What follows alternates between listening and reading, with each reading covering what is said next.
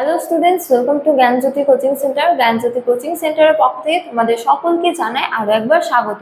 তো স্টুডেন্টস, আজকে আমি যে বিষয় নিয়ে পুনরায় তোমাদের সামনে চলে এসেছি তা হলো গুপ্ত যুগে ভারতের অর্থনৈতিক অবস্থা সম্পর্কে। তো আলোচনা শুরু করার পূর্বে তোমাদের একটা ছোট ইনফরমেশন দিয়ে রাখি যে তোমরা যারা এখনো আমাদের সাথে যুক্ত হওনি কিংবা যুক্ত হতে চাইছো, তারা উপরের এই দুটো নাম্বারের মধ্যে যে কোনো একটিতে যোগাযোগ করে আমাদের সাথে যুক্ত হতে পারো। চলো আর দেরি না করে আমরা আজকের আলোচনা শুরু করি। তো আজকের আলোচনা হলো গুপ্ত যুগে ভারতের অর্থনৈতিক অবস্থা সম্পর্কে।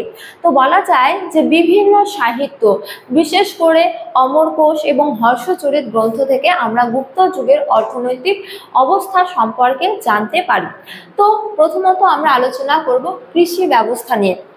তো বলা যায় যে গুপ্ত যুগে অর্থনৈতিক ব্যবস্থার মূল ভিত্তি ছিল কৃষিকাজ, এবং বলা যায় যে বিভিন্ন সাহিত্য থেকে জানা যায় যে এই সময় সম্পদের মূল উৎস ছিল কৃষিকাজ এবং পশুপালন। এছাড়া বলা যায় যে এই সময় রাষ্ট্রীয় কর্তৃক কৃষি উন্নতিতে উদ্যোগ প্রদান করা হতো। যেমন বলা যায় যে কোনো একজন ব্যক্তি যদি নিজ প্রচেষ্টায় অনাবাদি জমিকে আবাদি জমিতে পরিণত করত, তাহলে তাকে পুরস্কৃত করা হতো এবং সেই ব্যক্তি সেই জমির মালিকানাও ভোগ করত। এছাড়া বলা যায় যে গুপ্ত যুগে কোনো একজন ব্যক্তি যদি অনাবাদি বনভূমি জমিকে উদ্ধার করে সেই জমিকে চাষযোগ্য করে তুলত এবং সেই জমিতে জলসেচের ব্যবস্থা করত, ফলে সেই ব্যক্তি যতক্ষণ না পর্যন্ত সেই জমি থেকে দ্বিগুণ মুনাফা অর্জন করত, ততক্ষণ পর্যন্ত তার কাছ থেকে কোনো রকম কর প্রদান করা হতো না। এছাড়া বলা যায় যে এই সময় কোনো ব্যক্তি যদি কৃষিকাজে বাধা সৃষ্টি করত, তাহলে তাকে কিন্তু কঠোর শাস্তি প্রদান করা হতো। তো এই সময় উৎপাদিত ফসলের মধ্যে উল্লেখযোগ্য হলো ধান, গম, যব, তিল, তৈলবীজ, ঠিক আছে, ইত্যাদি কিন্তু উৎপাদিত হতো এ সময়। এরপর হলো হচ্ছে যে শিল্প। তো গুপ্ত যুগে কৃষিকাজের পাশাপাশি বহু নানা শিল্প গড়ে উঠেছিল। যেমন বলা যায় যে এই সময় বস্ত্র বয়ন শিল্প ছিল খুবই জনপ্রিয়। এছাড়া বলা যায় যে এই সময় ভারতের সুতি, রেশম, পশম, তারপরে হলো হচ্ছে যে সিল্কের কিন্তু খুবই জনপ্রিয় ছিল, বা দেশ বিদেশে এই সুতি, রেশম, পশম, সিল্কের কিন্তু যথেষ্ট চাহিদা ছিল। এছাড়া বলা যায় যে এই সময় কারিগরেরা চর্মশিল্পে বিশেষ দক্ষতা অর্জন করেছিল। এছাড়া বলা যায় যে এই সময় ধাতু শিল্প কিন্তু আরো জনপ্রিয় হয়ে উঠেছিল।